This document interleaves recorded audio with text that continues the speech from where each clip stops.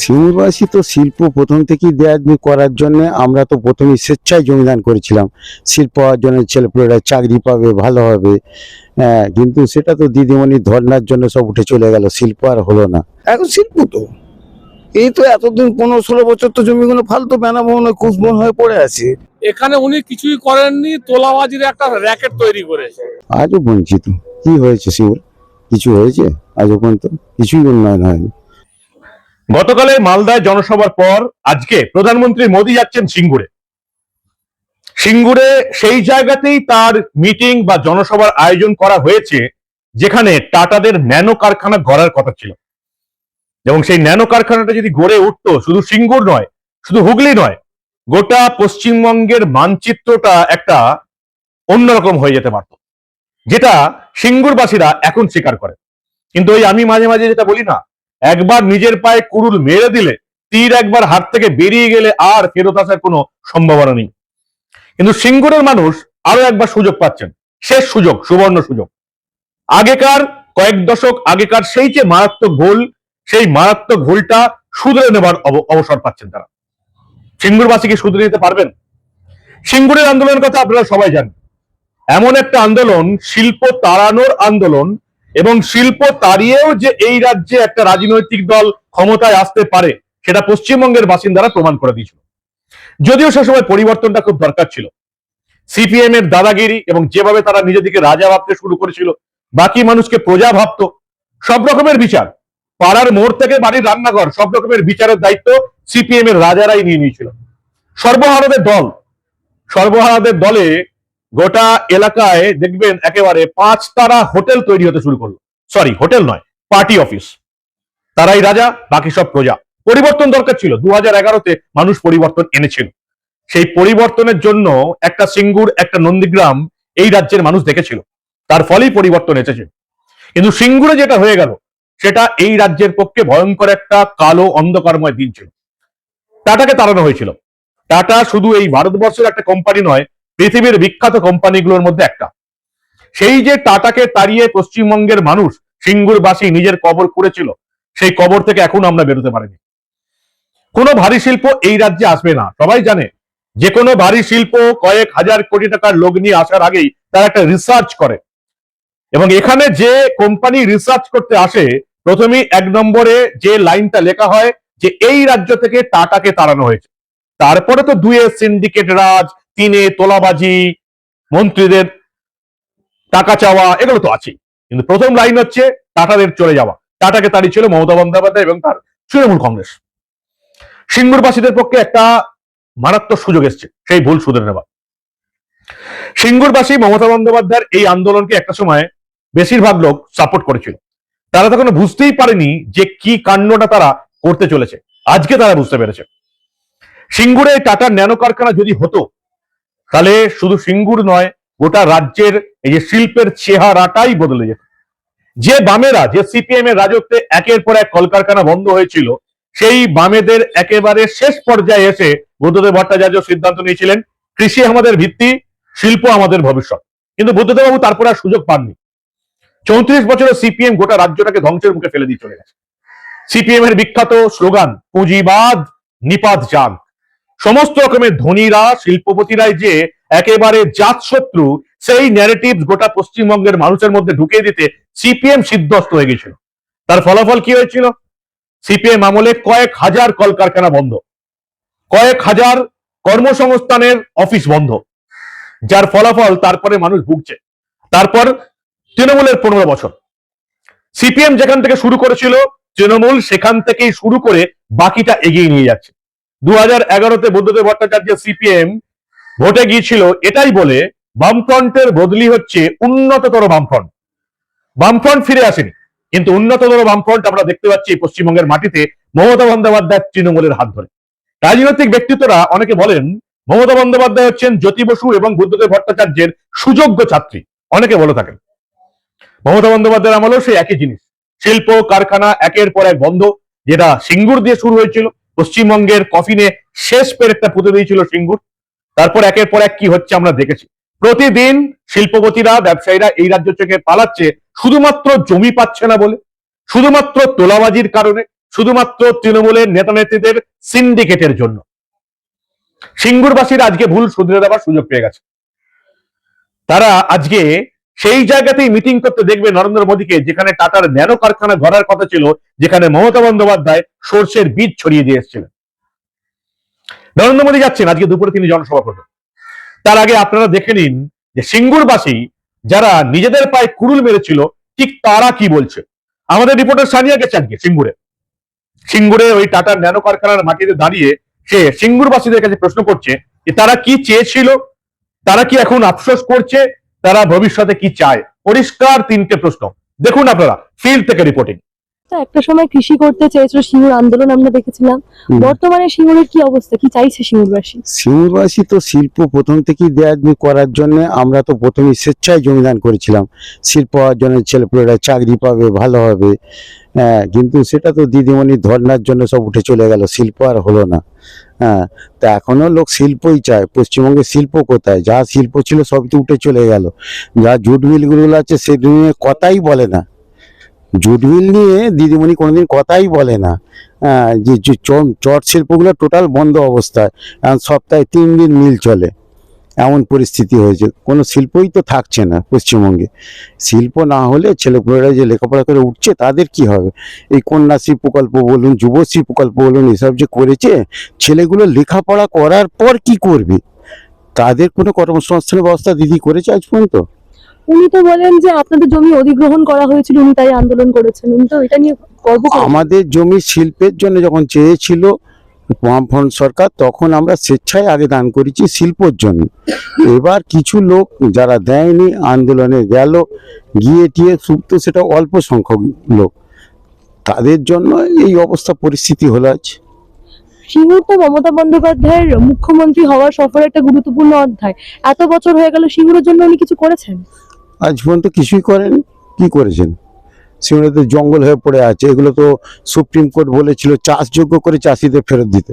এগুলো চাষযোগ্য জমি, দেখলে তো বুঝতেই পাচ্ছেন জমি চাষযোগ্য হয়েছে কিনা। আমার তো নিজের জমি আছে, ওই যে হেলপ্যাড হয়েছে ওখানে জমি আমার, ও মাঠে জমি আছে। এখানে উনি কিছুই করেননি, তোলাবাজির একটা র্যাকেট তৈরি করেছে। টোটালি তোলাবাজির র্যাকেট তৈরি করেছেন। আপনারা খোঁজ খবর নিয়ে দেখুন, পার্শ্ববর্তী যেসব ছোট ছোট কুটির শিল্পগুলো আছে, তাদের যিনি মালিক যারা আছেন, তারা কিভাবে ব্যবসা করছেন। প্রতি মাসে তাদেরকে তোলা দিতে হয় এই নেতৃত্বকে, বর্তমান যারা ক্ষমতায় আছেন। এখানে কেউ শিল্প করতে আসবে?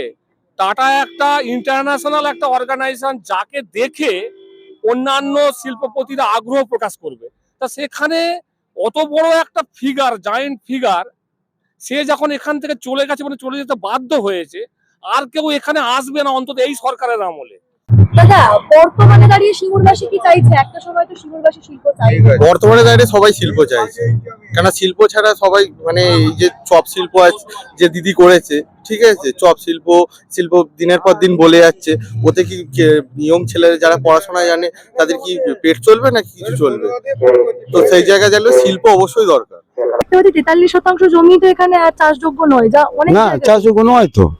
এইগুলো পরিষ্কার ছিল, এগুলো কিছু করেনি টাটারা, সেই জন্য এগুলো দুটো সর্ষে ছড়িয়ে দিয়ে দিদিমণি বললেন কি যে সব চাষযোগ্য হয়ে গেছে বলে খবরে প্রচার হয়ে গেল, মিডিয়ারাও তাই প্রচার করলো, হয়ে গেল। তা আমরা সাধারণ জনগণ, এখানকার বাসিন্দা, আমরা কি করব? অর্থাৎ এত বছর ধরে সিঙ্গুর আজও বঞ্চিত। আজও বঞ্চিত। কি হয়েছে সিঙ্গুর? কিছু হয়েছে? আজও পর্যন্ত কিছুই উন্নয়ন হয়নি। ছেলেপুলেরা সেই বেকার হয়ে বিদেশে চাকরি করছে, বাইরে। আমার ছোট ছেলে থাকে গুজরাটে, দুটো ছেলে আমার ইঞ্জিনিয়ার, অটোমোবাইল ইঞ্জিনিয়ার, একটা সিভিল ইঞ্জিনিয়ার, দুজন কি বাইরে কাজ করতে হচ্ছে। পশ্চিমবঙ্গে শিল্প কোথায়, কাজ কোথায়? এই পরিযায়ী শ্রমিক মারা গেছে নিয়ে ঝামেলা হচ্ছে। তো রাজ্যে যদি কর্মসংস্থান থাকে, লোক বাইরে রাজ্যে কাজে যাবেই বা কেন? এই তো পরিস্থিতি রাজ্যের। এই যে সিঙ্গুরের হ্যাঁ। বর্তমান পরিস্থিতি যা আমরা দেখছি, একটা সময় তো আপনারা কৃষির জন্য শিল্প চাননি, এখন কি চান? এখন শিল্প তো এই তো এতদিন 15-16 বছর তো জমিগুলো ফালতু বেনাবন কুচবন হয়ে পড়ে আছে। আমরা অবশ্যই শিল্প চাই। মোদিজি 130 কোটি টাকা ইনভেস্ট করবেন বলছে সিঙ্গুরে, কি করে এখন দেখা যাক কি বলেন উনি, সেটা তো এখনো পর্যন্ত আমাদের কাছে আসেনি। আমরা অবশ্যই শিল্প চাই সিঙ্গুরে। বঙ্গ বিজেপি নেতারা এই প্রথমবার একটা মাস্টার স্ট্রোক দিয়েছেন। মোদির এই জনসভা একটা মালদায় হওয়ার কথা ছিল, একটা হাওড়াতে হওয়ার কথা ছিল।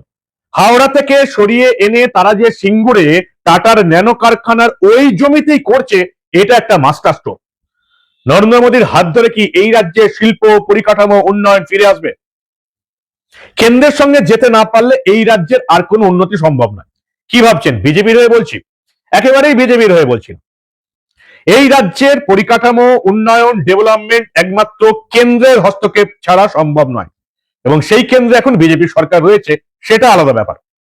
কেন্দ্রের হস্তক্ষেপ ছাড়া এই বাংলার মাটিতে কোনো শিল্পপতি ভারী শিল্প নিয়ে আসবে না। কেন্দ্র না পাঠালে এই রাজ্যে কোনো শিল্পপতি তাদের বড় কারখানা করবে না, হাজার হাজার কোটি টাকার লগ্নি করবে না। একমাত্র কেন্দ্রের হস্তক্ষেপ পেলে, প্রধানমন্ত্রী মোদীর আশ্বাস পেলে তবেই এই রাজ্যে শিল্প আসবে। এটা এই রাজ্যের প্রত্যেকটা মানুষকে খুব ভালো করে বুঝে নেওয়া দরকার। তাই প্রধানমন্ত্রী মোদী যদি ঘোষণা করেন যে সিঙ্গুরে আমরা টাটাকে ফিরিয়ে আনবো, তাহলে সেই জিনিসটা শুধু সিঙ্গুরবাসীর নয়, পশ্চিমবঙ্গের সমস্ত মানুষের, সমস্ত ভোটারদের একেবারে লুফে নেওয়া উচিত। আর একটা বৃত্ত কমপ্লিট হওয়ার কথা আমি বারবার বলি, জীবনের ক্ষেত্রে এটা ঘটে, বৃত্ত ঠিক সম্পূর্ণ হয়েই যায় পুরো জীবন সার্কেলে। ঠিক যেমন বিজেপির জন্য একটা বৃত্ত সম্পূর্ণ হবার আশা গতবারও দেখেছিল 2021-এর নির্বাচনে, যেটা হয়নি, 2026-এ হয় কিনা সেটা এখন দেখার। বিজেপি যেখান থেকে তৈরি হয়েছে জনসংঘ, কার তৈরি? এই রাজ্যের নেতা শ্যামাপ্রসাদ মুখার্জির হাত ধরে তৈরি। যে শ্যামাপ্রসাদ মুখার্জির জন্য আমরা বাংলাদেশে নয়, এই মুহূর্তে এই পশ্চিমবঙ্গে বাস করছি, ভারতবর্ষে বাস করছি। সেই শ্যামাপ্রসাদ মুখার্জির জনসংঘ থেকে বিজেপি তৈরি। ফলে সেই শ্যামাপ্রসাদ মুখার্জি রাজ্যে যদি বিজেপি ক্ষমতায় আসতে না পারে, তাহলে ভারতবর্ষের সব রাজ্য জেতার পরেও বিজেপির সেই বৃত্ত কোনোদিন সম্পূর্ণ হবে না। আর সিঙ্গুরের যে কথাটা বলছিলাম, সিঙ্গুরে টাটা, রতন টাটা বলেছিলেন, আপনাদের মনে আছে, যে মমতা বন্দ্যোপাধ্যায় কোনো উপায় আমাদের কাছে রাখলেন না, তিনি আমার একেবারে কপালে বন্দুক টেকিয়ে ট্রিগার টেনে দিলেন।